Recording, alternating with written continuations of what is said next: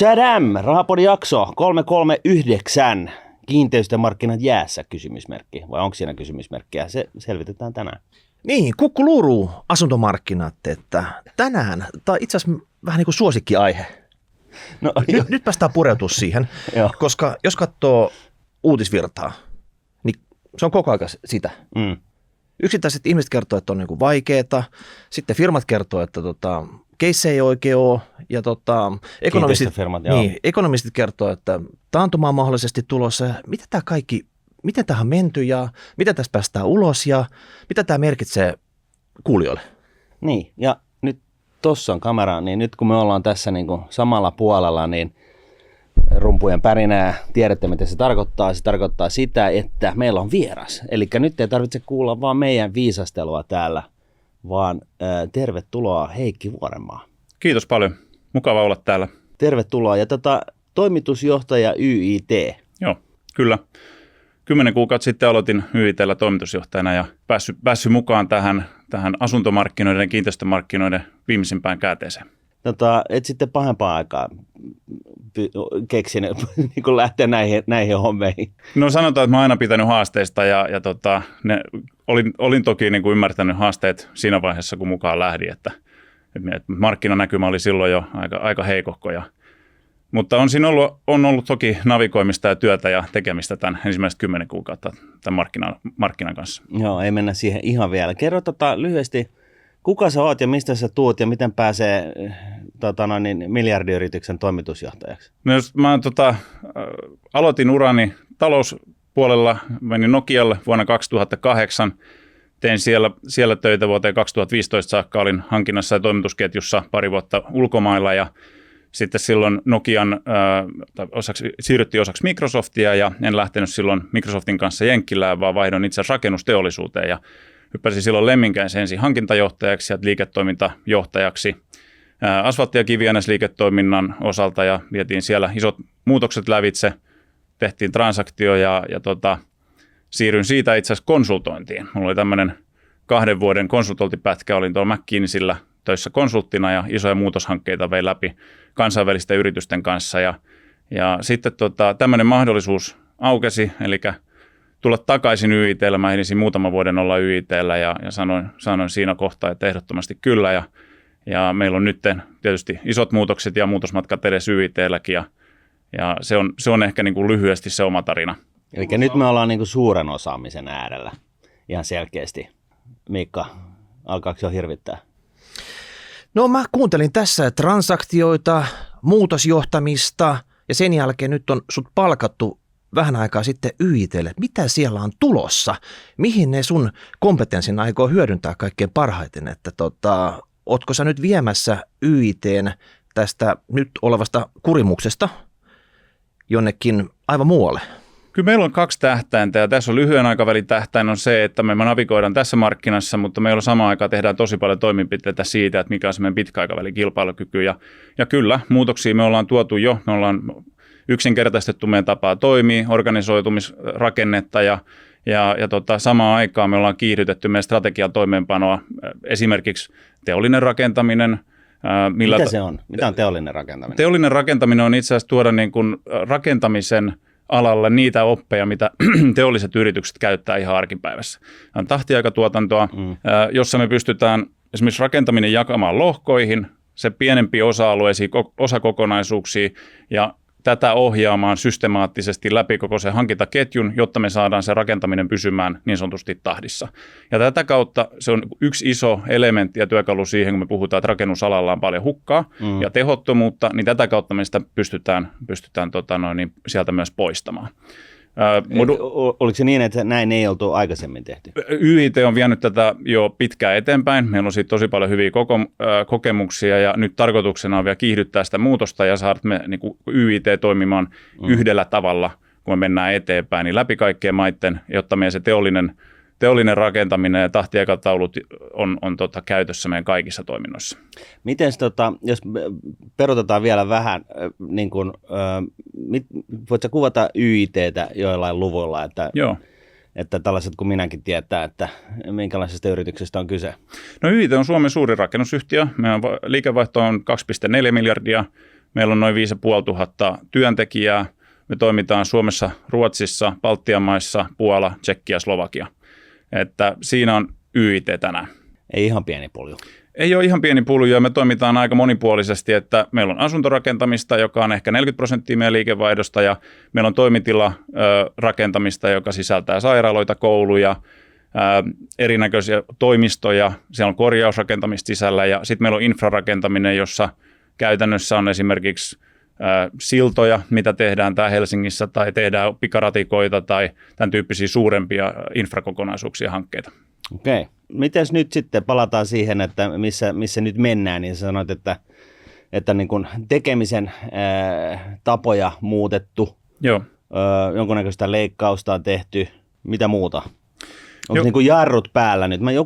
Joku tuntemani viisas henkilö kertoi joskus, että finanssikriisin tai kun finanssikriisi iski, niin yritykset, jotka tavallaan iski liinat kiinni heti isosti, niin ne oli sitten, niin kuin ne säästyi niin kuin sen niin kuin kriisikuopan yli ja sitten kun se markkina alkoi taas vetää, niin ne oli paremmassa hapessa lähtee sitten siihen uuteen nousuun. Onko tässä nyt vähän niin kuin sen tyyppinen liike päällä? No, että niin kuin markkinat hidastuu ja pysähtyy ja nyt niin kuin kunnolla liinat kiinni ja organisoidutaan uusiksi ja talla pohjaa sitten heti, kun markkinat alkaa taas vetää. No niin, me ollaan käytetty välillä sellaista vertausta, että pitää niin kuin jarruttaa ajoissa sinne mutkaan ja sitten oikeaan aikaan sitten mennä taas jalkakaasulle. Ja jos sivuluisussa. No, ehkä yritetään sitä sivuluisua välttää, mutta meidän aloituksethan me ollaan oltu hyvin varovaisia aloitusten kanssa. Esimerkiksi sen puolen vuoden aikana Suomessa niin me ollaan aloitettu 29 asuntoa. Toisen kvartaalin aikana me ei aloitettu yhtään uutta asuntoa, omaperusteista hanketta Suomessa. Puhutaanko me asunnosta nyt vai talosta? Asunnoista. Okei. Eli talot on paljon pienempi luku kuin se asunnot sitten tässä vertailussa? No talot on, vertailussa on 1 kappale. Okei. Että jos me oltaisiin niin kuin normaaliaikana, oltaisiin semmoisen normaali kysynnän ja tarjonnan tilanteessa, niin ehkä omaperusteisiin hankkeita olisi lähtenyt semmoinen hiukan alle 1000 kappaletta tuon puolen vuoden aikana liikenteessä. Asuntoja, kyllä. Joo. Ja se 1000 on sitten, pitäisi tekee 10, 5, 12 taloa. No se vähän riippuu tietysti yksiköstä, mutta suurin piirtein varmaan sitä luokkaa. Mutta mitäs historiaperspektiivissä, niin ollaanko nyt niin kuin tässä 90-luvun laman numeroissa näiden hankkeiden osalta, koska toi kuulostaa hemmetin pienet luvulta. Niin, että jos mennään, puhutaan vaikka otsikolla asuntomarkkinat, niin mikä tämä tilanne nyt on? Jos otetaan pari vuotta taaksepäin ja mietitään, että missä tilanteessa oltiin, niin Suomessa myytiin noin 20 000 asuntoa vuodessa, uusia kohteita. Se oli semmoinen niin kuin myyntiluvut, mitä oltiin vuosi 19, 20, 21. Ja se oli itse asiassa aika korkea taso. 20 000 kämppää. Joo, kyllä. Koko maassa. Joo. Ja siihen samaan aikaan sitten tehtiin myös niin kuin vastaava määrä aloituksia ja rakentajat katsoivat tietysti sitä, että okei, että mikä on se kysyntä, lähdettiin ennakkomarkkinointiin, saatiin hyvät varausasteet ennakkomarkkinointiin, käynnistettiin hankkeet ja pystyttiin myymään hankkeita. Ja myymättömiä asuntoja oli yllättävän vähän markkinalla, jos mennään esimerkiksi taaksepäin niin vuosi tai puolitoista. Ja siinä ajankohdassa oltiin myös tilanteessa, jossa itse asiassa niin kuin korkojen nostosta ei vielä kovin laajasti puhuttu. Samaan aikaan, mitä oli tullut tämä toimitusketjun häiriöt, oli nostanut rakennuskustannuksia noin 20% läpi linjan, ja nämä rakennuskustannusten nousu sitä kautta myös siirtyi siihen asuntojen hinnoitteluun, ja mehän nähtiin asuntomarkkinoilla semmoinen Suomessa noin 10% asuntojen hintojen nousu, vähän yli sen pitkän ajan trendikäyrän tuossa niin kuin koronan aikana, silloin kun asuntokauppa kävi vilkkaana. Myytiinkö vähän niin kuin ei oota, että sen takia sitten niin kuin ehkä katteetkin oli tuhdimmat siihen aikaan? Siinä myytiin varmasti ei oota ja myytiin paljon asuntoja, ei ehkä jopa pystytty käynnistämään niin paljon asuntoja kuin mitä olisi ollut siinä ajan hetkessä kysyntää. Ja tietysti niin kuin takana on isoja trendejä, niin kuin kaupungistuminen ja muutto näihin kasvukeskuksiin, uusien asuinalueiden rakentaminen kokonaisuudessa. Että ne isot trendit myös tuki sitä ja sitten samaan aikaan ihmiset sijoitti ehkä enemmän omiin asuntoihin sitten koronan aikana, halusivat lisää tilaa ja etsii perheelle niin kuin parempaa sitä asumista siinä ajan hetkessä. Ja mä uskon, että nämä oli niitä keskeisiä syitä, mitkä silloin nosti sitä kauppamäärää niiden vuosien aikana. No nyt sitten, missä me tänään ollaan, niin ne asuntohankkeet siitä käynnistymisestä valmistumiseen, niin se kestää ehkä 18 kuukautta pääkaupunkiseudulla, ja jossain sitten, missä mennään vähemmän maanalaisiin rakenteisiin, niin voi olla, että päästään niin kuin 12 kuukautta siitä käynnistämisestä sinne valmistumiseen. Nythän meillä on tilanne, jossa meillä valmistuu aika paljon asuntoja tähän markkinaan, mutta ne on käynnistetty silloin 18 kuukautta sitten. Ja siinä ajanhetkenä keskusteltiin vielä kuitenkin vaan, että rakennuskustannukset nousee, inflaation piti siitä niin kuin tavallaan toimitusketjun lukkojen avautuessa, niin inflaationhan piti tasaantua itsessään ja korkojen nostot ei ollut vielä siinä kohtaa niin kuin kovin suurella painoarvolla. Korot oli, eikö ne ollut 0 vielä 1,5 vuotta sitten? Kyllä. Tai lähes ainakin. No niin. Ja siinä kohtaa on käynnistetty paljon asuntoja, ja nyt ollaan tilanteessa, jossa sitten taas kysyntä on pudonnut merkittävästi. Eli me nähtiin niin kuin Q1 aikana 6-70% kysynnän laskua verrattuna viime vuoteen. Q2, niin kuin jos katsoo meidän omia lukuja, niin mentiin jo vähän parempaan suuntaan, mutta sitten taas niin kuin vuosivertailussa niin ollaan toki edelleen 5-60% alhaalla siitä, mitä esimerkiksi tilanne oli vuonna 2022. Mites mainitsit tämän ennakkomarkkinoinnin? Eli tehdään kohde, sitten ennakkomarkkinoidaan, saadaan tietty varausaste, sen jälkeen käynnistetään, mutta nyt tuntuu sitä, että on paljon kohteita, jotka on sitten ihan täysin niin kuin myymättä ja ne niin kuin valmistuu tähän markkinaan. Niin kävikö siinä jossain vaiheessa semmoinen hetki, että tämä näyttää niin hyvältä? Nyt vaan niin kuin painetaan kaasua, tehdään näitä tavaraa sinne tiskille myytäväksi, ja sitten odotetaan, että viimeistään siinä vaiheessa, kun se on lähes valmiita, niin sitten tulee ostajat ja ostaa ne pois. Ja niin ei ole sitten käynyt. Mä enemmän kävi sitä, että siinä ennakkomarkkinointivaiheessa edelleen oli hyvin kysyntää ja oli varauksia. Ne varauksethan ei ole siinä kohtaa vielä niin kuin tehtyjä kauppoja niistä asunnoista, vaan ihminen varaa sen ja sitten siinä vaiheessa vasta, kun se päästään käynnistämään, niin itse asiassa ne kaupat voidaan niin kuin juridisesti tehdä. Okei, eli mä oon aina kuvitellut, että kun sä varaat, niin sä joudut maksaa puolet. Ei. Eli se on ihan vaan nimipaperi, tai siis vaan, että hei, mua kiinnostaa. Ja siis sitten, onko tämä vinkki kuulijoille, että varaa mitä ikinä haluat ja katot sitten vasta siinä miten vaiheessa. markkinat menee, ja niin. jos markkinat nousee, niin sä pidät niistä kiinni hampaan kynsin, ja jos ne laskee, niin päästät irti. No kyllähän se varaussopimus kääntyy sitten kaupaksi siinä rakentamisen aloituksen siinä alkuvaiheilla. Ja jonkun verran on nyt sitä käytäntöä, jossa tehdään jo maksullisia varaussopimuksia, jotta niin kuin rakentajat pystyy varmistamaan sitä, että ne ostajat ovat siellä aidosti oikeasti olemassa. Ja mä sanoin, että viime syksynä nähtiin semmoista tapahtumaa, jossa niitä ennakkovarauksia, joita oli kohteeseen, niin se ennakkovaraukset eivät kääntyneet kaupoiksi, vaan asiakkaat siirtivät sitä ostopäätöstä lähemmäs valmistumista.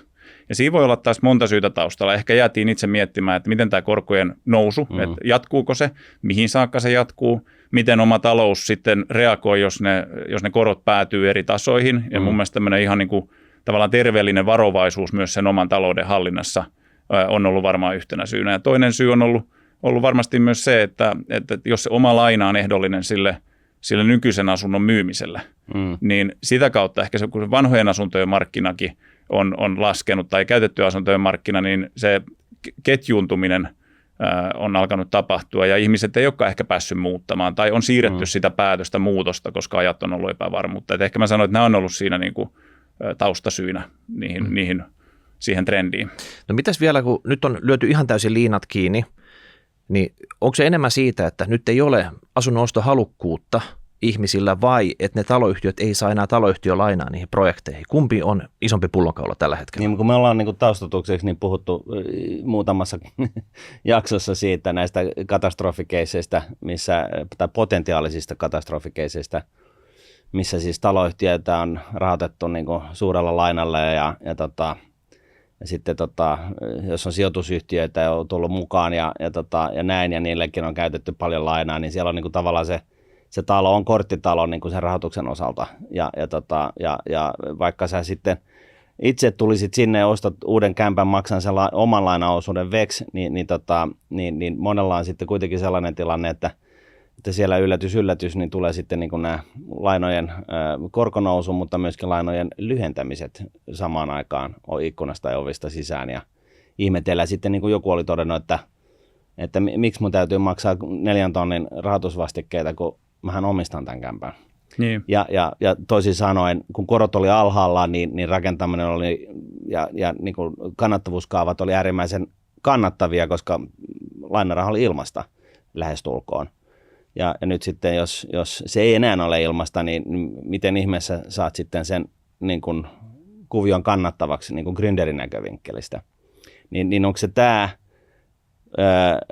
tämäkö tässä jarruttaa vai onko se kysyntä, asuntojen kysyntä, joka on hiipunut, vai onko se molemmat?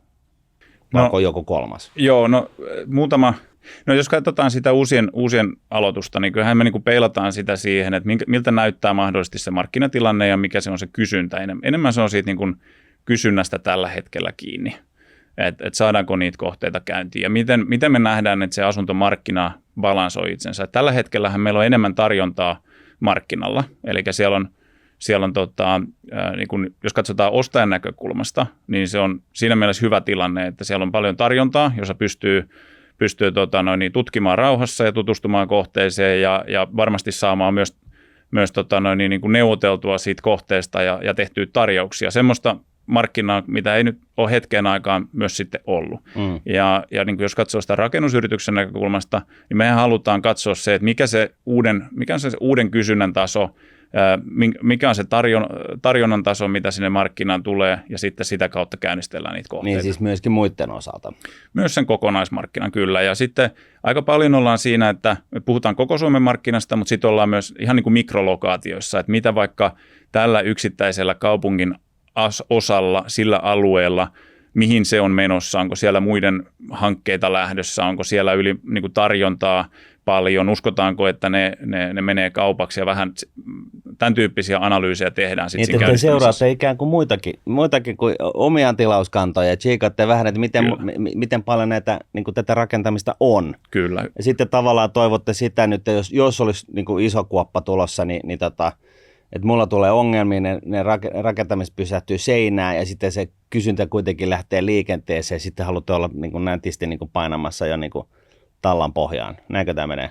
No joo, se kysynnän osalta, niin sitä on aina hirveän vaikea niin kuin ennustaa, että mihin se menee. Ja mä ajattelin, että jos teillä on tietysti Rahapodillahan aina kristallipallo, mihin voi kurkistaa, niin sieltä sitä pystyy sanomaan. Mutta tarjonnan osalta me voidaan nyt jo nähdä aika pitkälle sitä, että miltä se vuosi 2024 tulee näyttämään. No miltä? Vuosi 2024 tulee näyttämään näiden hidastettujen tai niin kuin hyvin varovaisten aloitusten kautta niin siltä, että Suomeen tulee valmistumaan omaperusteisia omistusasuntoja. Siinä ehkä 3000-4000 kappaleen kokonaisuus. Vähän vielä sama luku, joka oli 20 000 tuossa vähän aikaa sitten. Niin käytännössä.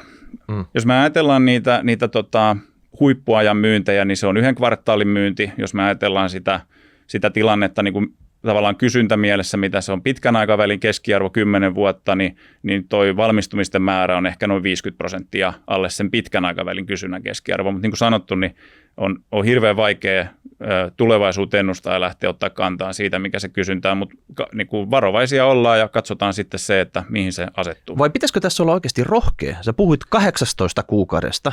Nyt jos tästä 18 kuukautta eteenpäin, niin me ollaan niin kuin vuodenvaihteessa 24-25 jo. Ja tekoälyn vauhdittamassa, siivittämässä noususuhdanteessa, niin, jossa ihmiset huutaa hoosi Annaan niin kuin ullakkoasuntojen perään. No siinä ainakin huudat hoosi Annaa, mutta joka tapauksessa niin nyt jos pistäisi tallan pohjaa, niin silloin olisi sitten uutta myytävää. Jos koko ala jarruttaa nyt ihan totaalisesti, niin kuin sä sanot näiden lukujen perusteella, ja tässä on pitkä tämä lead time, ne ei niin kuin tule sormiin napsauttamalla sitten, niin onko tämä nyt sillä tavalla, että te muiden toimitusjohtajien Lehdon ja SRVn kanssa istutte pyöreän pöydän ympärillä ja itkette krokotiilikyyneleitä ja samalla katsotte vähän niin kuin pokeripelityyppisesti, että onko hän tekemässä jotakin, pitäisikö mun reagoida tässä. Että se on kuitenkin jollain tavalla niin riippuvainen mielessä toisista. Jos kysyntä ei ole ihan täysin, niin uskaltaako joku lähteä tekemään nyt jotakin ja saa niitä valmiita tuotteita myytäväksi just oikeaan aikaan vai tuleeko ne siihen kasan päälle vaan myymättömien asuntojen pinoon, missä tällä hetkellä ollaan? Niin jokainen yritys tekee tietysti päätöksensä ihan itse ja niin myös mekin. Ja kyllä me katsotaan niin kuin aktiivisesti sitä datan kautta, että milloin se oikea aika on sitten lähtee missäkin kaupungissa, milläkin mikrolokaatioilla, niin sitten taas käynnistelemään uutta tuotantoa. No onko nyt, jos puhutaan nyt tämä ajanhetki tässä alkusyksy 2023, niin nyt ei ole vielä se aika sitten käynnistellä? No me ollaan noissa meidän kvartaali-infoissa sitten aina kerrottu se, että mikä se meidän pelikirjan sivut oli sille kvartaalille, että kuinka paljon aloitettiin. Eli sinne saakka nyt joudutaan odottamaan, että se tulee 1. marraskuuta. Kysytään toisinpäin. Milloin sä luulet, että asuntomarkkinat lähtee onko mitään merkkejä mistään tällaisesta, että se kysyntä voisi lähteä niin kuin... Kiinteistövälittäjät huutelee koko aikaa, että hirveästi porukkaa näytöllä ja kukaan ei usko, niin kuin, se on ihan bullshit tarinaa, mutta niin kuin, mitä se teillä sitten, onko overivassa porukkaa jonoksi asti tai sitten nettisivuserverit kaatuu päivittäin vai mistä on kyse? No kyllä me ollaan sanottu, tuossa Q2 kvartaali-infossa todettiin sitä, että me odotetaan, että tämä asuntomarkkina lähtee pikkuhiljaa paranemaan kohti loppuvuotta. Me ollaan nähtiin jo toisen kvartaalin aikana sitä, että kyllä asuntoja niin kuin asuntonäytöillä käy ihmisiä. Siellä on kodinostajia, ihmiset harkitsee pidempään, ehkä he miettii sitä kokonaisuutta ja pohtivat sitä, että mikä tämä korkotilanne on ja mihin tämä koko niin kuin tavallaan korot ovat meneillään. Ja nyt jos katsotaan sitä, niin 12 kuukauden Euribor on ollut aika samoissa tasoissa nyt viimeiset 3 kuukautta. Ja se on varmaan, niin kuin, että mitä pidemmälle siihen nähdään näkyvyyttä, että tuleeko se vielä nousemaan tai laskemaan, niin ehkä se tuo sitten sitä varmuutta sinne oman kodin ostajiin, ymmärrystä siitä, että mihin se oma talous riittää. Niin, ja siis tässä niin kuin just huomiona, että taustalla niin kuin siihen, että miksi, no niin kuin me tiedetään, että miksi asunnonvaihtajat on varovaisia, niin se on se korko ja elinkustannusten nousu. Tähän elinkustannusten nousuun liittyen, niin puhuit myös siitä, että rakentamisen kustannukset on noussut 5 joskus silloin koronan aikoina. Nyt sitten jos nämä niin kuin kaikki pysähtyy, niin eikö tämä hyvä asia? Eikö se sitten tarkoita sitä, että niin kuin rakentamisen inflaatio niin kuin periaatteessa deflatoituu, eli hinnat alkaa laskemaan?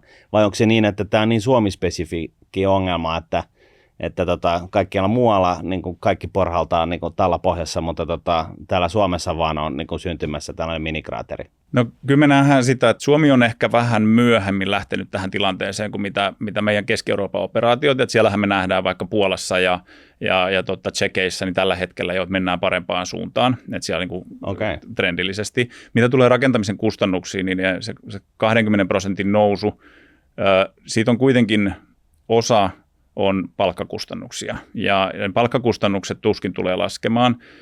Siellä on energiakustannuksia, mitkä on ollut niiden materiaalien valmistamiseen. Niissä me uskotaan toki, että se sieltä niin kuin lähtee laskemaan ja kilpailu tai tämän niin kuin kysynnän vaimentuessa niin jonkun verran rakennuskustannuksissa on myös liikkumavaraa alaspäin, mutta en usko sitä, että ihan koko 20% niin kuin rakentamisen materiaalikustannukset tulee putoamaan tässä tämän kriisin aikana. Entäs saatavuus, kun puhuttiin, että harjaterästä, jotain niin bulkkia kuin bulkent löytyy, niin saako näitä nyt perusrakennusmateriaaleja, että se ei ole siitä se, sanotaan nyt vaikka rakentaminen kiinni millään tavalla tällä hetkellä? Nyt ei ole enää Että kyllä se saatavuus on nyt hyvä. Eli nyt on materiaali saadaan ja toimitusvarmuus on hyvä ja se on ollut se on tasaantunut. No mä olisin vielä tästä asuntomarkkinasta kysynyt, että opetettiinko sun mielestä vaikka ihan suomalaiset asunnonostajat toimimaan sillä tavalla, että katsotaan vaan sitä kassavirtaa, sitä pankkitiliä, mikä tulee palkkaa sinne ja kuinka paljon siitä menee sitten lainanlyhennyksiin ja korkoihin ja pystyykö semmoisen asunnon ostamaan tiettyyn ajan hetkeen. Tilanne ehkä 2-3 vuotta sitten, kun korot oli nollissa, että käytännössä pääosa oli vain lyhennystä ja sitä korkoa oli vaan vähän.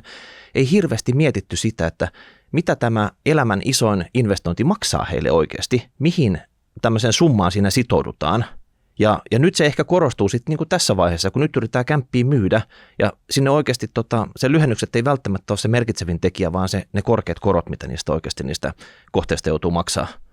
Niin eikö tämä nyt ole niinku semmoinen kuvio, että porukka rupeaa vähän niin kuin miettimään, että mihin sen nimen oikeasti laittaa siinä paperissa, että uskaltaako tähän sitoutua?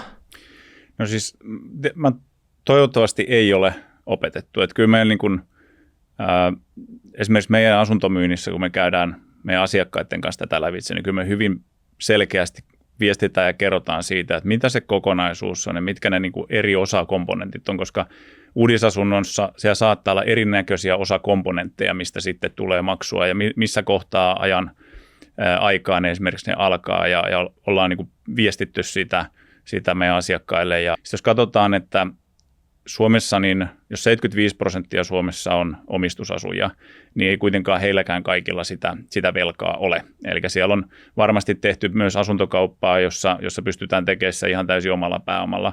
Tyypillisimpinähän, jos me ajatellaan sitä niin kuin velanoton hetkeä sun elinkaaren aikana, missä kohtaa ihminen yleensä lähtee siihen niin kuin omistusasumisen mukaan, on ehkä sen tyyppinen, missä se perhe kasvaa, sä oot jo hieman saanut niin kuin uraa alle ja on se ensimmäisen kodinoston aika. Ja sehän on se, niin kuin se hetki, jossa meillä ihmistä tai yleisesti ottaen perheellä niin on myös paljon muita menoja ja muita kuluja.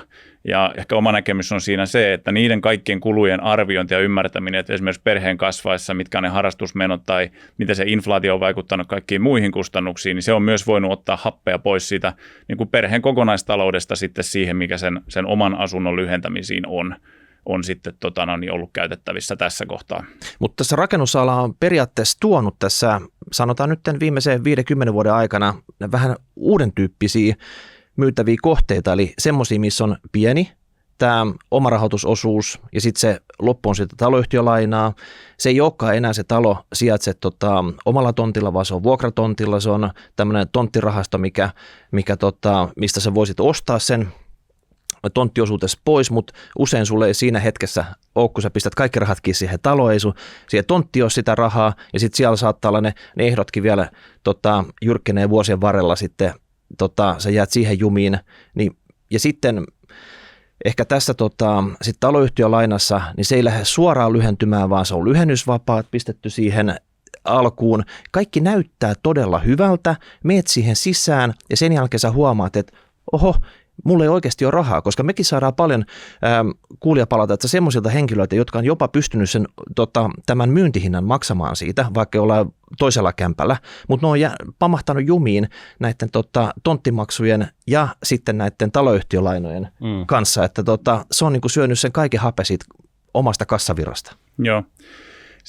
Se on ihan totta, että jos katsotaan sitä niin uudisasunto, niin siellä on paljon niitä komponentteja, mitkä tekee siitä. Niin se pitää niin kuin henkilön ostaessaan sitä pitää ymmärtää ne eri osat, kokonaisuudet ja miettiä sitä kokonaisostohintaa, niin kuin sanoit. Että se ei ole vaan se myyntihinta, vaan siinä pitää huomioida se, että mikäli siellä on taloyhtiölainaa, mikäli siellä on tontti, tämmöinen niin kuin mahdollinen lunastettava vuokratontti, tai sitten se talohan voi myös sieltä vuokratontilla, joka on sitten kokonaisuus. Ja se on semmoinen kokonaisuus, mikä on yleisesti ottaen, mä sanoisin sen, että siihen on hyvä tutustua jokaisen, joka sitä tekee sitä hankintaa, että miten siinä se oma talous kestää. Mutta onko tällaisia keissejä olemassa, että niin kuin mekin ollaan täällä tuutattu, että jengi tulee maksaa niin kuin jostain kämpästä niin kuin jonkun murto-osan, koska taloyhtiössä on hirveän paljon lainaa, ja sitten se ei edes tajua, että se tulee niin kuin tavallaan, että siihen kyseisen kämppään kohdistuu tämä laina.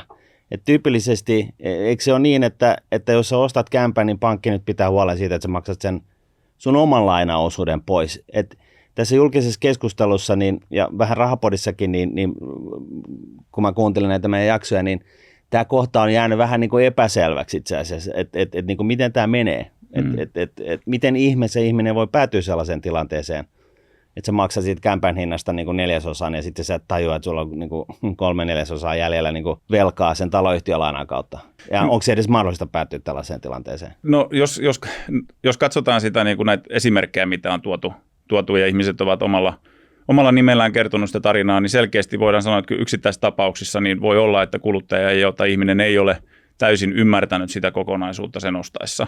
Mutta miten sen on pystynyt ostamaan vaan sen osan siitä, tai siis niinku tavallaan ostaa vaan sen myyntihinnan, olla maksamatta sitä taloyhtiövelan osuutta, mikä siihen kämppään tulee. Onko nämä semmoisia keissejä, että ne on livahtanut niin periaatteessa, pankki ei ole katsonut tätä ollenkaan, se on ollut vaan se tämän kohteen rakentaja ja myyjä, joka on kaupannut sen sille kuluttajalle?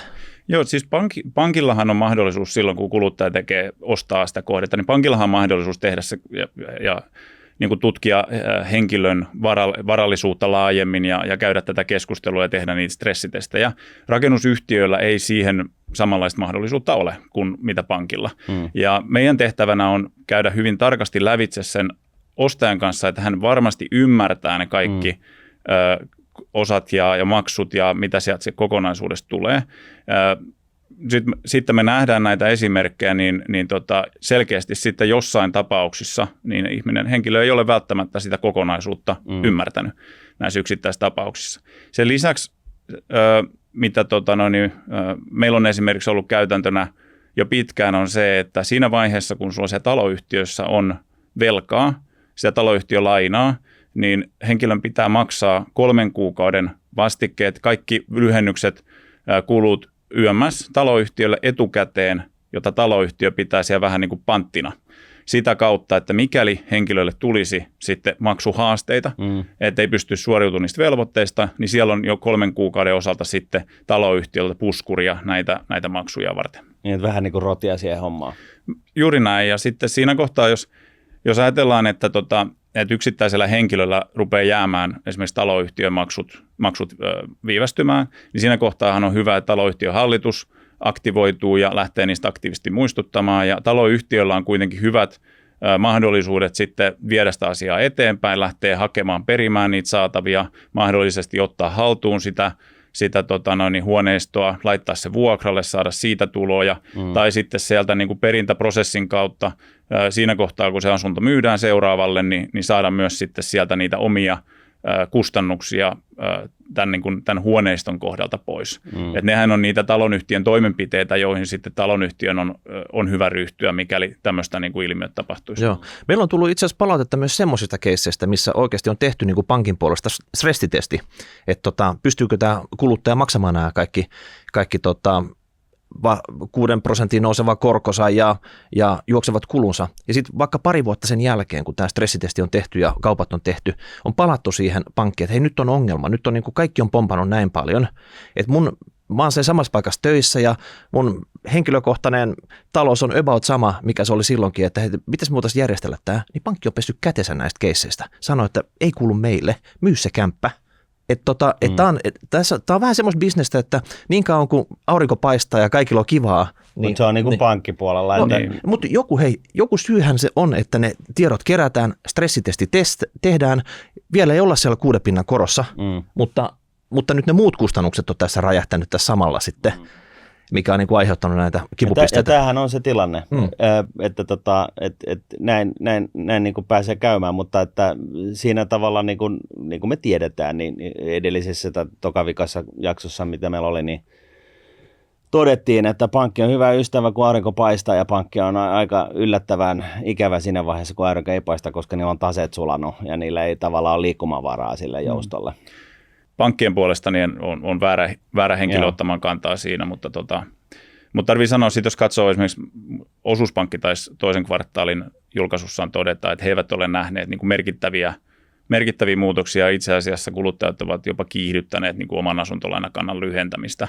Joka on mun neuvon mukaan niin kuin huono idea, koska se kassavirta on sitten, jos tulee ikävät ajat, niin se kassavirta, eli se, että sä pystyt maksamaan sitä niin kuin, korkoa ja jotain pientä lyhennystä, niin se on paljon tärkeämpi. Että se, että jos sä oot niin sanotusti lyhentänyt sitä lainaa etupainotteisesti, niin se ei, niin kuin, siitä ei tule plusmerkkejä siinä niin kuin pankin kirjassa ollenkaan, vaan niitä kiinnostaa vaan se, että sä hoidat sen lainakulun kustannukset. Parempi viestihän toi on kuin se, että olisi niinku jättänyt lainamaksuja maksamatta. No, totta kai niinku keskitetään siihen, mikä on tärkeintä, eli se on se koti. Mutta hei, lyhyt tällainen, niin kun, jotta me kuitenkin puhutaan niin kun myöskin vähän YIT:stä, niin kun voit sä vielä laittaa, niin kun suhteuttaa sitä, että niin kun paljon te rakennatte asuntoja ja paljon ja sitten maantieteellisesti. Et paljon asuntoja, paljon infraa, paljon mitä muuta. Että me saadaan niin kuin vähän näkymään siitä, että miten iso tämä asuntomarkkina on YIT:n niin kuin kassavedan osalta versus muut. Joo. Ja vähän niin kuin siis maantieteellisesti. Että onko se niin, että tämä Puola on se, missä on 90% teidän tulosta tulee, vai miten tämä menee? Että kuulijoilla on vähän niin kuin sellaista fingerspitzengefühliä tähän asiaan.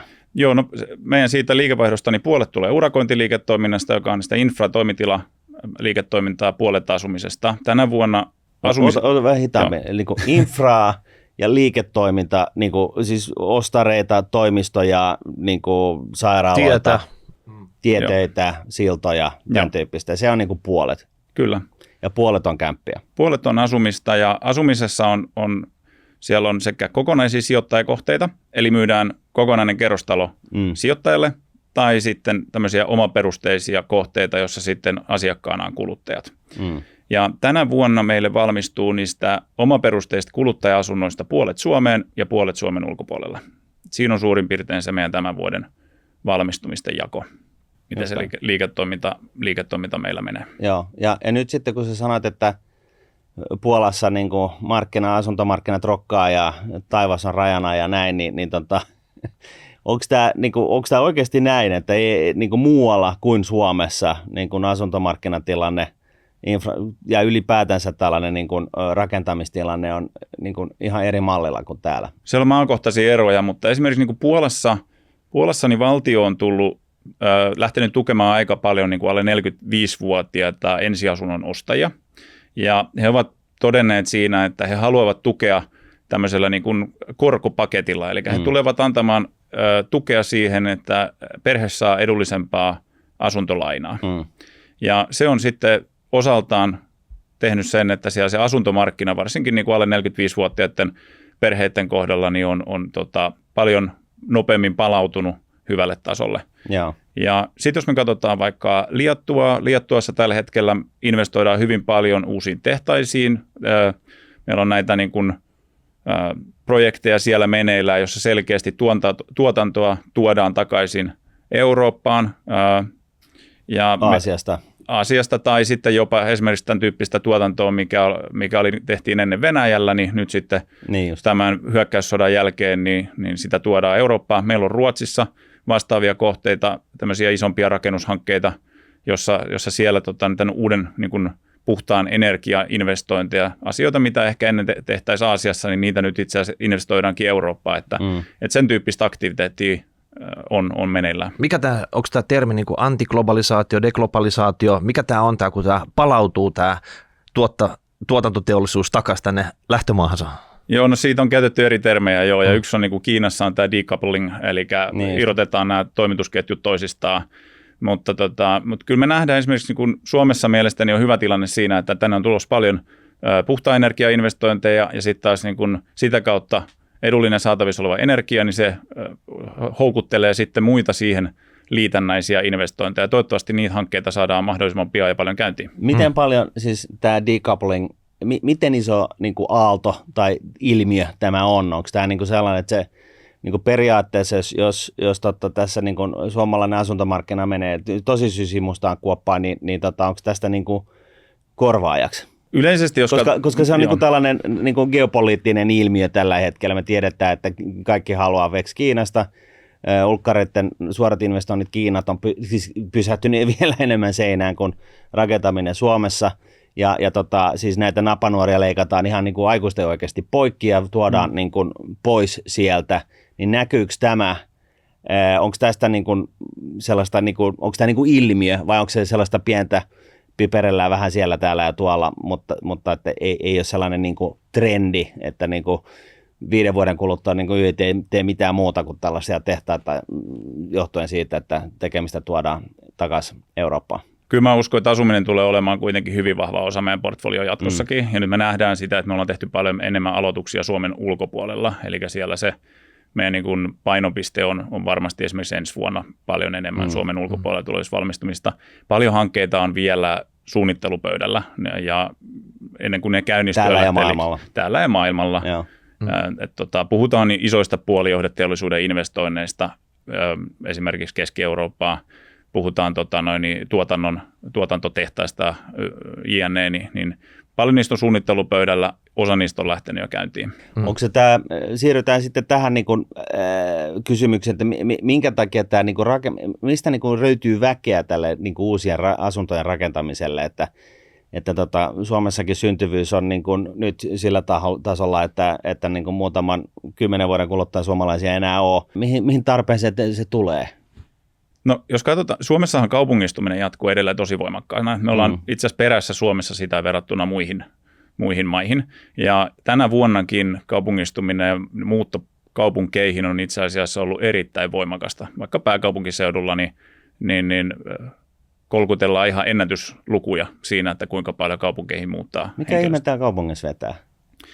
No kaupungit on niin varmasti se on työ, se on sosiaaliset piirit, palvelut, helppo liikkuminen siinä mielessä, jos pystyy käyttämään julkisia lyhyet matkat. Mutta eikö tämä sellainen trendi, että tämä nyt tulee ja menee, että onko tämä niinku lopullista, että niinku 50 vuoden kuluttua tehdään sellaisia turva-auton avulla sellaisia ekskursioita jonnekin maalle, katsotaan, että täällä ennen vanhaa oltiin ja elettiin, että ei enää. Niin eikö se riittää sitä, että Helsinki olisi tänne business city, tänne tullaan tekemään töitä. Sitten kun meet eläkkeelle, niin sut lähetetään pois täältä. Kämppä tyhjäksi ja uusi tulija tilalle niin. sitten. Joku tuottava henkilö. Ei tarvitse tätä turhaa rakentamista, koska ettehän te nyt varmaan rakenna tuonne takahikialle tällä hetkellä yhtään mitään. Se parantaisi tätä meidän eläketurvan tasoakin huomattavasti sillä tavalla, että me pakotetaan niin eläkeläiset maalle ja otetaan vaan tuottavat ihmiset tänne keskustaan, että niin se on, asumiskustannukset näille eläkeläisille laskee. Ja se on, kato, yllyke jatkaa myös uraa sitten, koska ura loppuu, niin se on sen jälkeen sitten luukku tyhjäksi ja bye bye, muuttoauto lähtee tästä pihasta nyt.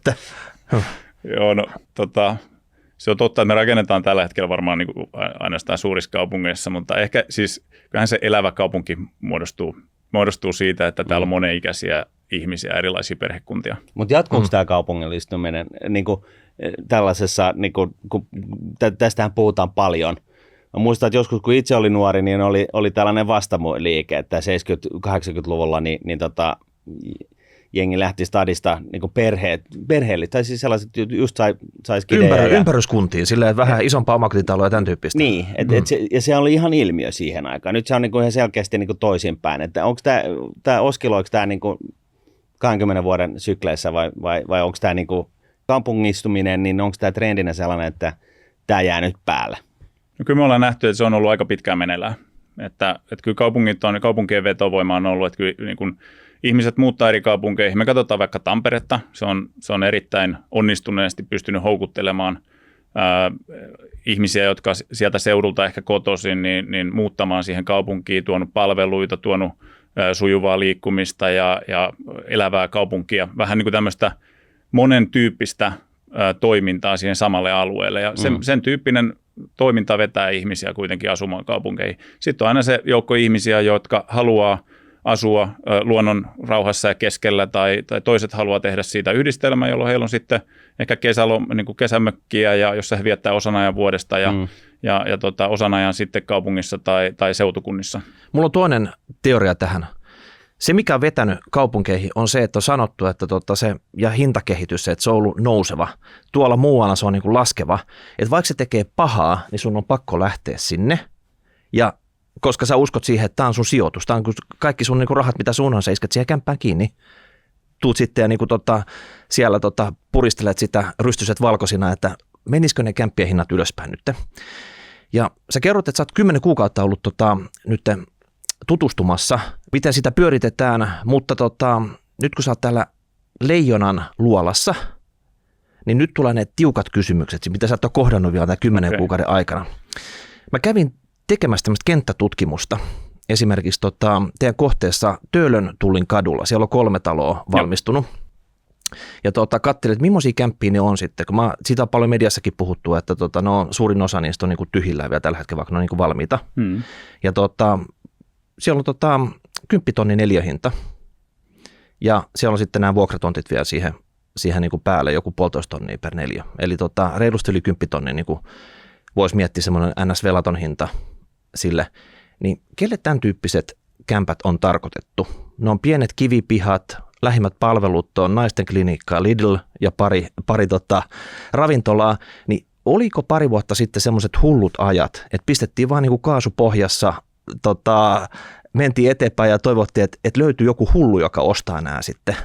Tämä on tiukka kysymys, mutta moni miettii nyt sitä, että jos on nyt vaikka perhe, 60, 70, 84 kämppä, 800-700 tonnia hinta, silleen kun sä oikeasti lasket sen auki, etkä piilota niitä niin kuin hintoja johonkin, niin eihän tänne nyt voi kukaan normi perhe kämppää ostaa ja tulla. Tai sitten pitää aloittaa sieltä jostain outskirtsiltä ura rakentamaan.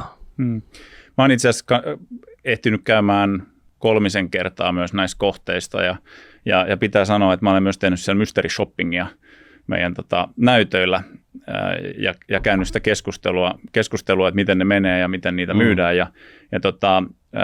nehän on niin kuin ne kohteet ja se asuminen niin henkilölle, joka arvostaa suuresti Töölöä, kantakaupungin tietynlaista läheisyyttä. Toisaalta siinä on aika sujuvat liikenneyhtiöt lähtee ulkopuolelle, huoletonta asumista siinä mielessä, että siinä on pitkälle vielä uudessa kohteessa, niin sulla ei ole tulosremontteja, sulla on autopaikat siinä, sulla on palvelut, mitä siinä löytyy siitä se just pihatalosta. sopivasti keskustasta ulkopuolella, että siellä vielä pääsee myös autolla pois kaupungista.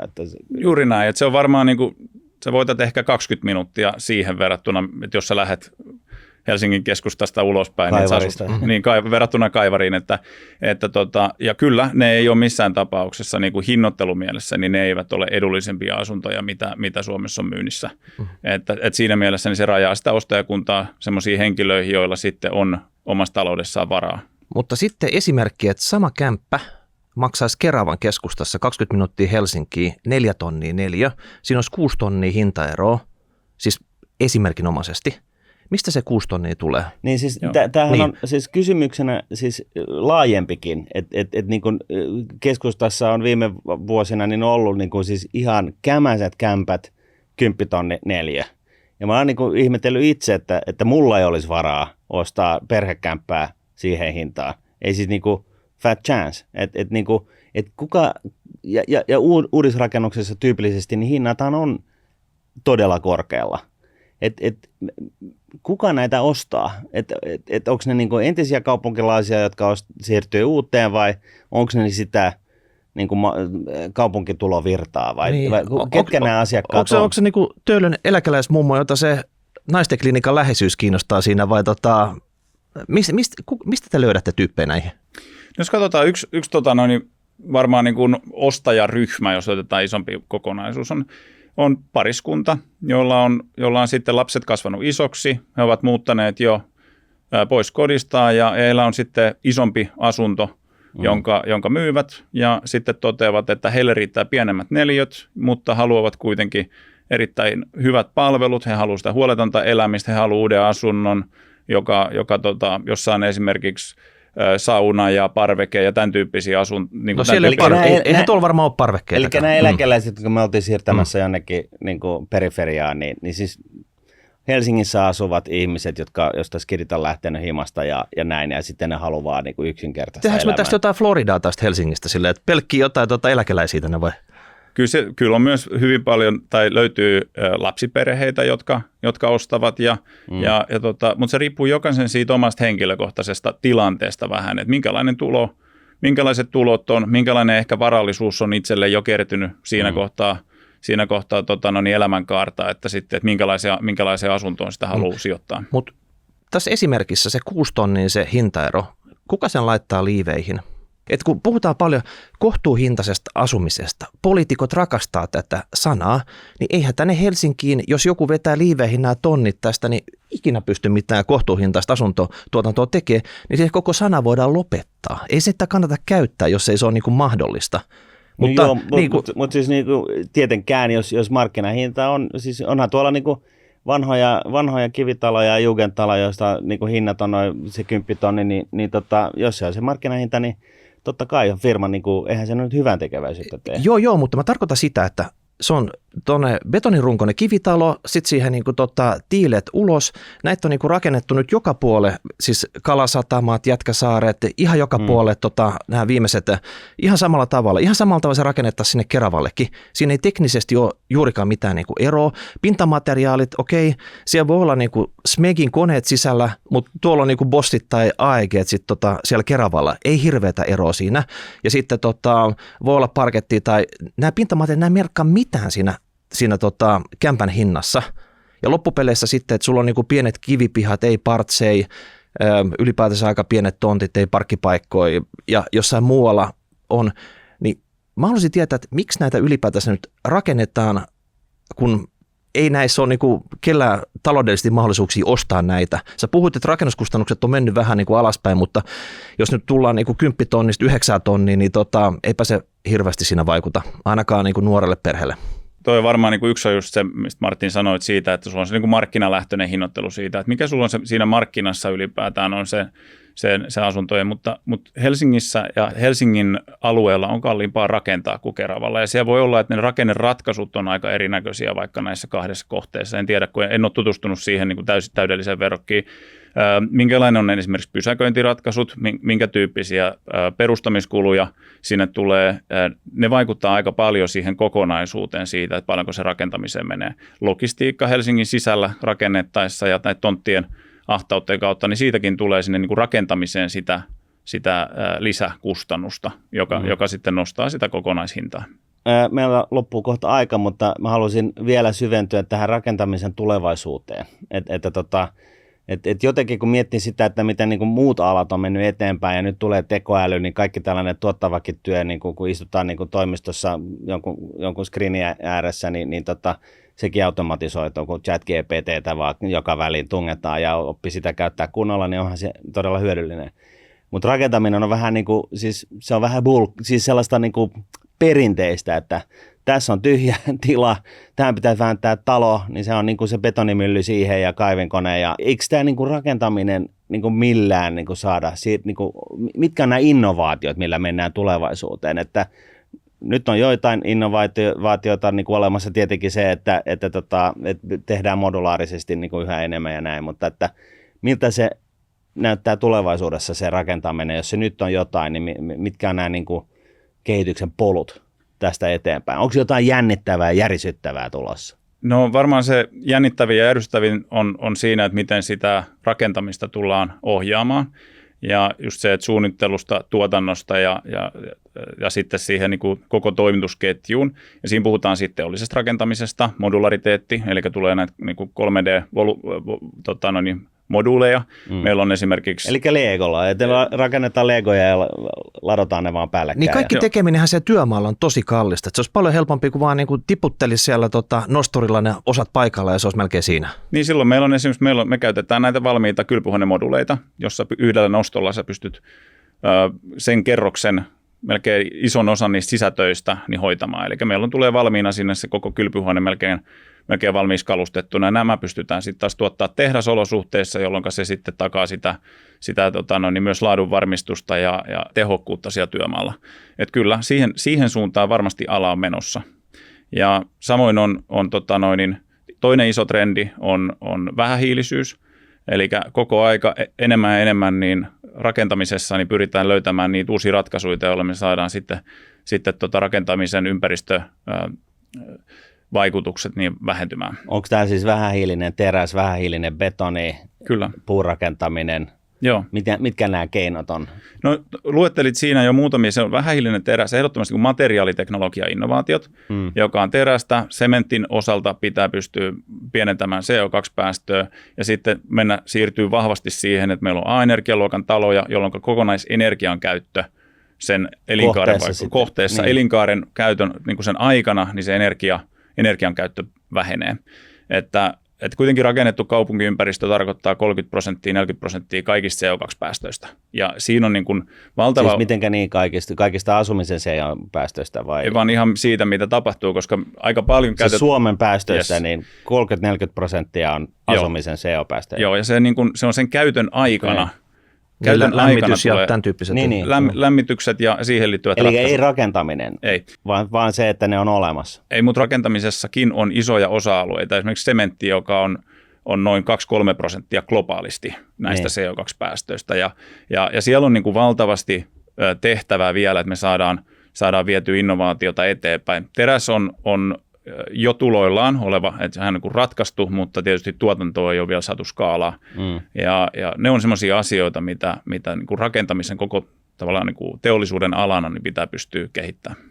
Onko puurakentaminen tulevaisuutta? Siinä niin kuin logiikkana on ollut se, että kun leikataan se puu sieltä metsästä, niin se sitoo hiiltä ja sitten jos siitä tehdään talo, niin se sitoo hiiltä pidempään. Ja sitten toisaalta puu on kiva materiaali, se hengittää ja ja muuta, että onko meillä kohta Suomessakin 100 kerroksisia puupilvenpiirtäjiä?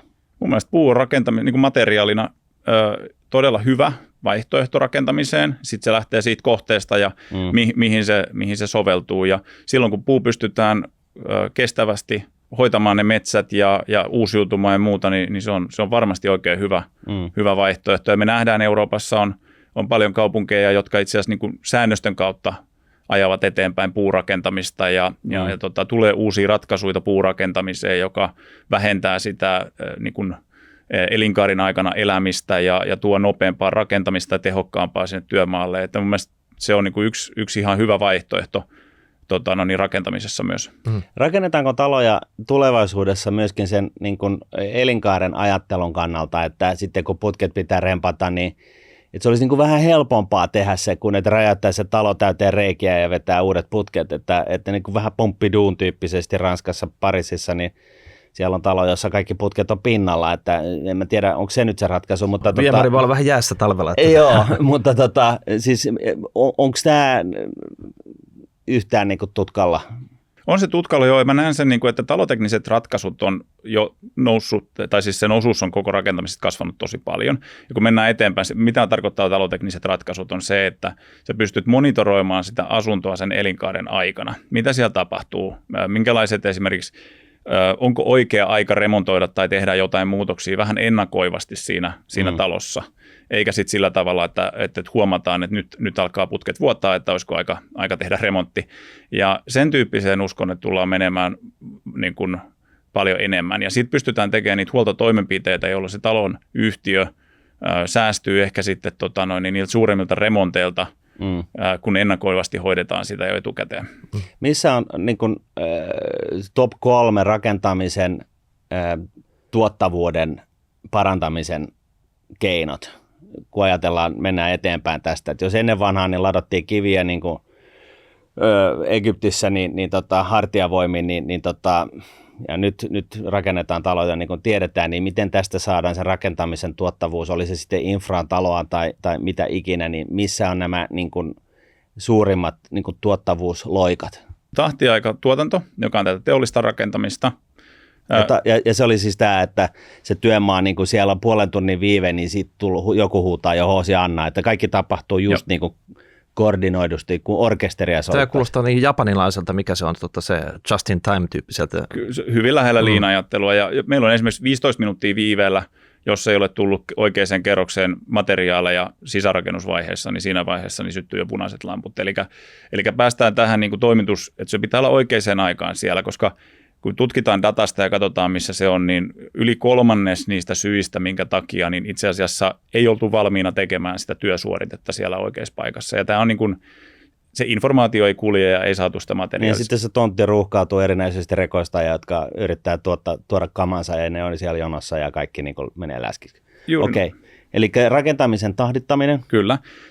Sitten on tämä niin kuin suunnittelusta sinne toteutukseen, että miten pystytään nopeuttamaan sitä suunnittelua. Ja Nokialla käytettiin design to manufacturing -tyyppistä termiä, jossa katsotaan, että miten me pystytään se mahdollisimman tehokkaasti tekemään. Sieltä tulee sitten nämä modulariteetit mukaan, koska itsessään vain modulaariset ratkaisut ilman, että sä niin kuin muutat sitä tuotantoprosessia, niin ei riitä. Eli siinä pitää katsoa se.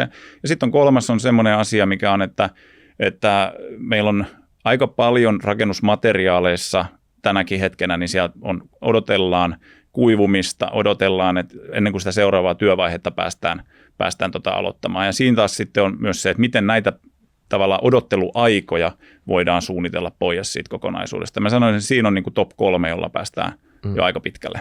Mulla olisi pari vielä lisää ehkä tuohon listaan. Esimerkiksi se, että nyt tulee, nyt tulee, hei. Tasaisen, me ollaan tätä pitkään, nyt tulee tasainen kysyntä. Arvokkaita. Tarkoittaa sitä, että teidänkin tapauksessa, niin te haluaisitte saman kokoista liikevaihtoa vuodesta toiseen. Ja nyt kun tämä menee tällä tavalla, tämä Suomi on avoin, vientivetoinen kansantalous, missä nämä suhdanteet menee just näin, että nyt on niin kuin kovasta buumista täystoppiin, niin tässä pitäisi nyt se julkisen rakentaminen pomppaa vähän ja auttaa siinä. Isosti. Niin, mutta se on niinku, nämä poliitikot, ne on ihan pässejä, niinku, että silloin ne on itse painaa kaasua, kun on se niinku, buumi menossa, ja tämä julkinen rakentaminen, nämä sillat ja kaikki muut tehdään just siihen aikaan, kun ei pitäisi tehdä. Kun nyt te varmaan ottaisitte niitä tilauksia, että hei, voisitko nyt rakentaa sitä Luotijunayhteyden Tukholmaan. No luotijunayhteyden Tukholmaan tai sitä kohtuuhintaista vuokra-asuntorakentamista ihan mihin vaan, kertokaa tuohon, niin me tehdään kyllä. Koska teilläkin nyt esimerkiksi varmaan suunnittelupuoli niin kuin pyörittelee peukkuja ja miettii, että milloin se seuraava keissi tulee niin kuin pöydälle, kun tosi vaikea päästä tämmöiseen niin kuin poukkoilevaan suhdanteeseen mukaan, eikö olekin sitten? Mä rakastan tätä Lego-ajattelua, että minkä takia jokainen talo suunnitellaan vähän niin kuin puhtaalta pöydältä. Miksei se ole vaan niin kuin standarditalo, missä on kaikki standardoitu. Sitten lopuksi kikkaillaan niillä värimaailmalla ja tiilevärillä ja tämän tyyppisen rappauksella. Niin se on ihan fine, kun ihminen asuu vaan niin kuin yhdessä paikassa. Sitten kun se olisi niin pitkälle standardoitu, Tyyppitalo. Että siellä tuotantotehtaalla niin tehdään niitä elementtejä, niin siellä ei muutella niitä mittoja, kun ne on aina niitä vakiokomponentteja, niitä Legon palasia, eikä sitten sillä tavalla, että jokainen tehdään niin kuin mittatyönä. Ja vaikka ne Lego-palat voisi olla sellaisia, että ne ladataan vähän eri tavalla, niin ne talotkin näyttää vähän erinäköisiltä. Ja sitten tämä, mitä Martti mainitsi, tämä AI, kun se tietää, mitkä ne Legon palaset on sitten, niin sehän rakentaa niistä ihan mitä vaan sen jälkeen. Tämä osuu tosi hyvin tämä jälkimmäinen siihen suunnittelufilosofiaan, ja Briteissä on itse asiassa jo yrityksiä, jotka pystyy, ja ne on aika ulkopuolelta kun katsoo, niin sun on vaikea sanoa, että tämä on itse asiassa niin kuin tehty moduleista ja osakokonaisuuksista, että niistä saadaan vielä se julkisivukin näyttämään mielenkiintoiselta, ja kaikki kaupungin osat eivät silloin näytä ihan toisiltaan. Mutta mitä tämä julkinen rakentaminen, mitä mieltä saat siitä, että mitä järkeä on silloin painaa kaasua, kun talous, niin kuin rakentamista on muutenkin, kun tämä on niin syklinen ala?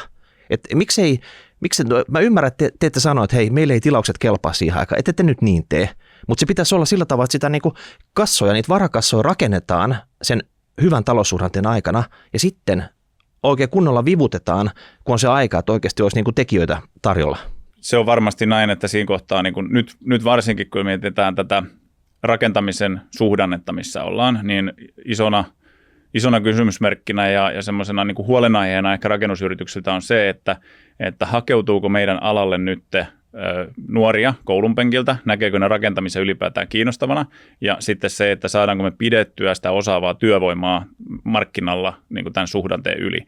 Ja tämän tyyppiset hankkeet, jotka sitten ehkä niin kuin tasapainottaisi ja sanotaan nyt, tiedetään, että niin kuin tällä hetkellä niin hallituksen suunnitelmissa on merkittäviä investointeja, jotka tulisi niin kuin rakentamisen sektorille, puhutaan näistä raideyhteyksien parantamisesta ja jne, niin niiden osuminen, niin että ne osuisi tähän samaan hetkeen, niin sehän juuri toisi sitä tiettyä vakautta tai tulevaisuuden kuvaa kaikille työntekijöille, jotka meidän alalla toimii. Että siinä mielessä niin se on, miksi sitten näin ei ole, niin mä oon varmaan väärä ihminen siihen vastaamaan. Niin. No se Turun ratahan on ihan turha hanke, mutta ei mennä siihen sen tarkemmin. Joo. Yes. Hyvä. Niin onko sulla vielä jotain pikkutakin hihassa? No en mä tiedä sitten, yksi semmoinen juttu, mikä mainitti tässä keväällä ja siitä moni suomalainen pelästyi, oli tämä EU tekee näitä energiatehokkuusdirektiivejä ja määrittää sitten, että hei, pitäisi niin kuin melkein 2 miljoonan suomalaisen kämpät korjausrakentaa ja vääntää sitten niin kuin tässä onko se nyt, mikä se, energiatehokkuus mielessä sitten paremmiksi. On se niin kuin ikkunaa tai fylliä sinne seinään tai niin kuin kattoon tai jotain lämmönkierrätystä, mitä ikinä siihen tekeekään. Niin onko tämä niin kuin iso juttu Suomelle vai mikä teidän suhtautuminen tähän, että kaikki business on hyvä, kun se vaan niin kuin tulee, oli se EUsta tai ei? Se taitaa olla se energiatehokkuusdirektiivi vielä, niin se ei ole ihan löytänyt maaliaan. Ei ole sitä, joo. Mutta se liittyy, mä sanoisin, että niin kuin me ollaan nähty tosi voimakkaasti trendi ja vaatimukset, mitä tulee kiinteistömarkkinalla siihen, että niin kuin kiinteistömarkkinan transaktiot ja vähän pidemmälle katsovat sijoittajat vaativat erittäin korkeita niin kuin energiatehokkuustasoja kaikille kiinteistöille, jotka he ostavat. Ja he ovat tietoisia siitä, että kun katsotaan eteenpäin ajassa, 10 vuotta esimerkiksi, jos pitoaika olisi sen tyyppinen, että sen omaisuuden pitää olla kunnossa, kun direktiivit ja säännöstyöt tulee muuttumaan. Ja vähän nyt samahan haetaan sen niin kuin tähän kuluttajapuolelle. Ja niin tuleeko siellä sitten niin kuin regulaation kautta muuttumaan ja tuleeko siellä esimerkiksi niin kuin nousemaan itse asiassa kriteereitä siihen sun oman asunnon energiatehokkuuteen. Se vanha Jugendtalon ikkunat pitäisi vaihtaa uusiksi ja laittaa vähän fylliä seiniin. Niin ja silloin tullaan siihen, että sitten mikäli näin on, niin sitten siinä kohtaa niin kuin energiatehokkuusremontteja pitää tehdä aika paljon. Jos katsotaan EUn sitä tavoitetta hiilineutraalisuudesta, niin kuitenkin siitä rakennetusta kaupunkiympäristöstä, mikä siinäkin ajanhetkenä on sitten täällä olemassa, niin siitä on varmaan 80% jo rakennettu. Ja sitä kautta mä uskoisin, että aika paljon säätelyllä ja näillä vaatimuksilla tullaan viemään eteenpäin sitä, että energiatehokkuusremontteja pitää Euroopan tasolla tehdä. Suomessa sanoisin, että kyllähän meidän rakentamisen laatu ja normit johtuen jo siitä sääolosuhteista ja tästä energiatehokkuudesta, niin on varmaan edellä muita eurooppalaisia maita, että toivon, että se kokonaisuus tulee olemaan niin kuin Suomen kannalta järkevä ja ottaa huomioon sen, että miten niin kuin, miten sitä energiatehokkuutta oikeasti seurataan ja mikä se meidän lähtötilanne on. Ja se on 30-40% hiilidioksidipäästöistä. Nämä rakennetut asunnot niin kuin edustaa siis, kyllä joo, ja se tai rakennukset. Joo, ja se tulee energian käytöstä, tulee lämmityksestä, viilennyksestä. Eli se on merkittävä, se ei niin kuin, tämä ei ole tätä vihernäpertelyä nyt tämä asia, vaan tämä on niin kuin oikeasti merkittävä asia. Se on merkittävä kokonaisuus, kun katsotaan sitä, että mihin Eurooppa on menossa. Eurooppa on menossa ja tavoitteittensa kanssa, kyllä. Yes. Mitäs haluatko lopuksi vielä? Siellä on suora linja nyt tuonne Arkadia-talolle, että laittaa jotain kipakkaa palautetta sille, että oikeasti siis lukujen mukaan sä hymyilet tässä osittain tässä keskustelun aikana, mutta tilanne on varmaan suht vakava kuitenkin. Että mitä nyt siellä pitäisi tehdä, että siirtää nämä kaikki muut turhat lait sivuun hetkeksi ja niin kuin keskittyy akuuttiin ongelmaan? No kyllä me ollaan tuotu esiin sitä, että ehkä olisi hyvä katsoa nyt niitä toimenpiteitä, mitkä on aikaisemmin toiminut esimerkiksi finanssikriisin aikana tai mitä muut Euroopan maat tällä hetkellä tekevät, koska moni Euroopan maa on kuitenkin ollut samassa tilanteessa ja ehkä he ovat tuoneet työkaluja tai ratkaisuja siihen, että rakennusala kokonaisuutena niin menee eteenpäin eikä suuria tämmöisiä niin kuin trendejä tule, tai vaihteluita. Niin konkurssiaalto ei kukaan halua tehdä alalla. Ei kukaan ei toivo sitä, että työpaikat vähenee. Rakentamisesta, esimerkiksi asunnon hinnasta, niin noin 40% on veroa. Mehän ollaan, niin kuin rakentaminen on Suomen bruttokansantuotteesta noin 15% ja melkein 10% henkilöistä saa palkan rakentamisen alasta. Et eihän niin kuin varmasti kukaan ei toivo sitä, että rakentamisessa niin mennään murheelliseen aaltoon. Miten keinoja siellä Euroopassa on sitten jo keksitty? Siellä on selkeästi panostetaan niin kuin näihin infrahankkeisiin. Me ollaan nähty siellä paljon investointeja. Siellä on tultu katsomaan sitä, että okei, miten yksittäinen kotitalous tässä tilanteessa pärjää. Sen Puolan esimerkin sanoin. Me nähdään vastaavaa jonkun verran niin myös muissa maissa. Eli perhe- ja korkotuki. Ja Saksassa ollaan lähdetty siitä, että on niin kuin, tuettu sitä ympäristöystävällistä rakentamista, eli niitä osa-alueita ja tuotu tukea siihen, että miten saadaan niitä energiatehokkaita ratkaisuja rakennettua kaupunkeihin. Green Deal-rahaa vissiin. Niin, tämän tyyppisiä elementtejä tukea, että millä tavalla saadaan sitä uusia niin kuin vihreän puhtaan energian siirtymään, miten sitä saadaan vauhditettua ja kiihdytettyä. Ja niin semmoisia hyviä esimerkkejä mun mielestä me nähdään Euroopasta, missä meidänkin omalla toiminta-alueella, ja mun mielestä niitä kannattaisi kyllä kaikkien meidän tutkia. Sanoit 15% Suomen BKT:stä, niin se tarkoittaa 15% vuoden ajasta, tarkoittaa noin 2 kuukautta, eli ei muuta kuin Arkadianmäellä 2 kuukautta, koko 200 henkeä siellä vaan nyt miettimään, että miten tämä homma hoidetaan jollain tavalla maaliin täällä Suomessa.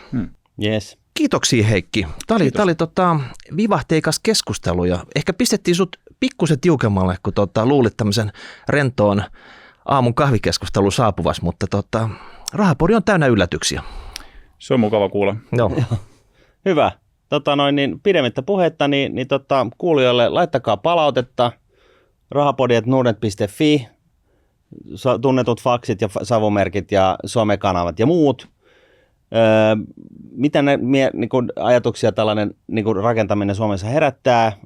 Onko asunto-omistajan tilanne tukala?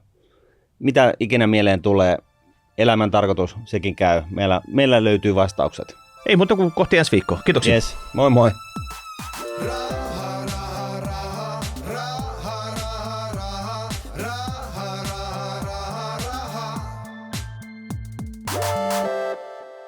tässä esitetty ei ole, eikä sitä tule käsittää kehotukseksi merkitä, ostaa tai myydä arvopapereita. Sijoittajan tulee sijoituspäätöksiä tehdessään perustaa päätöksensä omaan arvioonsa sekä ottaa huomioon omat tavoitteensa ja taloudellinen tilanteensa. Rahoitusvälineiden arvo voi nousta tai laskea. On olemassa riski, ettet saa sijoittamiasi varoja takaisin.